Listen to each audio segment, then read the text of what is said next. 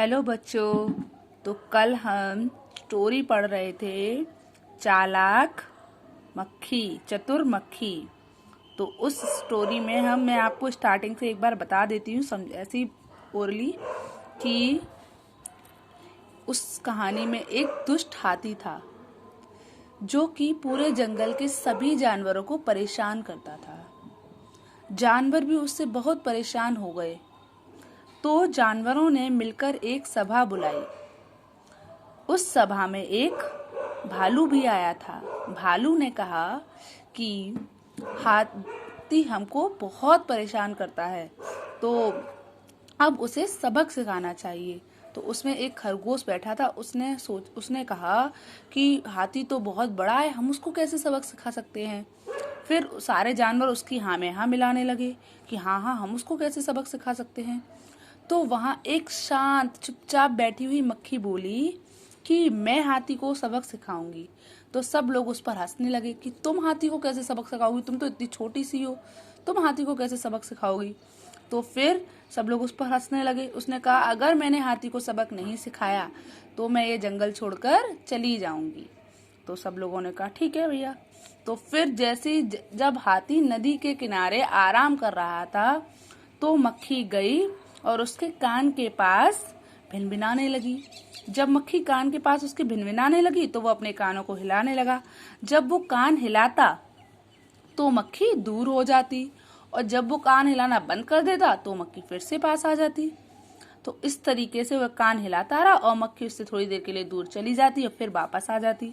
इस तरीके से करते हुए जैसे हाथी का ध्यान हटा और मक्खी उसके कान में घुस गई। अब मक्खी उसके कान में घुस गई तो बार बार अब कान के अंदर जाके वो भिनभिना रही थी। तो हाथी परेशान हो उठा। अब आगे क्या हुआ ये पढ़ते हैं। लेकिन मक्खी उसके कान से बाहर नहीं निकली। मक्खी बोली क्यों हाथी दादा, मजा आया। मक्खी ने क्या कहा कि हाथी दादा मजा आया। हाथी गिड़गिड़ाते हुए बोला। गिड़गिड़ाते का मतलब होता है विनती करते हुए, मतलब दया करते हुए उससे बोला कि मेरे ऊपर दया कर दो। मक्खी रानी मुझे माफ कर दो, अब मैं किसी को नहीं सताऊंगा। मक्खी मुझे माफ कर दो, मैं आज से किसी को परेशान नहीं करूंगा। मक्खी को दया आ गई, मक्खी को भी आ गया। मक्खी ने सोचा चलो कोई बात नहीं, वो परेशान हो गए हैं। तो वह हाथी के कान से बाहर निकल आई और बोली, वह हाथी के कान से बाहर आ गई और बोली मक्खी दादा अभी भी किसी को परेशान नहीं करना है, कभी भी किसी को परेशान नहीं करना है। तो हाथी ने पुनः मक्खी से किसी को न सताने का वायदा किया। मतलब हाथी ने बाहर आकर उससे वापस किसी को परेशान नहीं करूंगा ऐसा उसने वादा कर दिया और वह वहां से चला गया और हाथी वहां से चला गया। अगले दिन मक्खी ने यह समाचार सभी जानवरों को सुनाया। जंगल के सभी जानवर बहुत प्रसन्न हुए। मतलब दूसरे दिन मक्खी ने यह बात सारे जानवरों को बताई और जंगल के सारे जानवर बहुत खुश हो गए और मक्खी की प्रशंसा करने लगे, मक्खी की तारीफ करने लगे। तो चलिए एक बार फिर मैं पूरी समझा देती हूँ। तो मक्खी हाथी के कान के अंदर से नहीं निकली और मक्खी बोली क्यों हाथी दादा मजा आया। तो हाथी उससे गिड़गिड़ाते हुए बोला मक्खी रानी मुझे माफ कर दो, अब मैं किसी को नहीं सताऊंगा। तो मक्खी को उस पर दया आ गई और वह हाथी के कान से बाहर आ गई और बोली हाथी दादा कभी किसी को परेशान नहीं करना चाहिए। मतलब किसी को भी हमें सताना नहीं चाहिए कि हम जानते हैं अगर वो छोटा है तो हम उसको परेशान करें, हमें किसी को परेशान नहीं करना चाहिए कभी भी।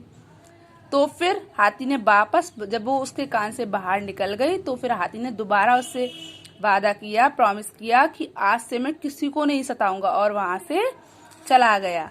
तो अगले दिन यह समाचार सभी जानवरों ने सुना।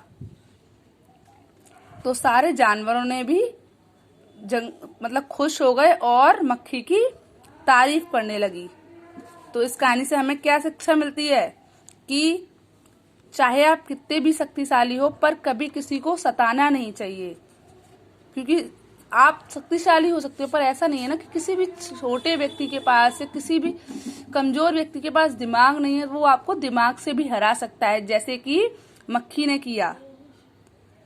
तो मक्खी उसके कान में घुस गई, उसने कुछ नहीं कहा, सीधे उसके कान में जाकर बैठ गई, तो उसको परेशानी हुई, तकलीफ हुई। ऐसे ही हमें कभी किसी को परेशान नहीं करना चाहिए। थैंक